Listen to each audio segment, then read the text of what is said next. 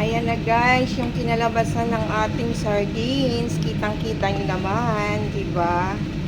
Ayan, para rin po siya yung nabibili natin sa mga can. Ayan po guys, kung gusto nyo talagang makatipid, kayo na po gumawa ng sariling sardines ninyo. Dahil sa panahon ngayon, mahal na ang sardinas. Ayan po guys. So talagang iningatan ko po siya guys na hindi madurog kasi para masarap po siya kainin. Ayan guys. Super lambot po niya guys. Talaga. Para talaga siyang sardines talaga. Ano pang hinihintay nyo? Kayo na po ang gumawa ng sariling version ng inyong sardinas. Ayan. Mag-eksperimento lang po kayo guys.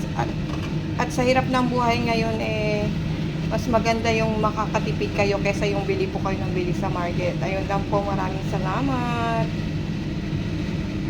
Sardines is done. Ayan, guys. Ayan yung sardines natin.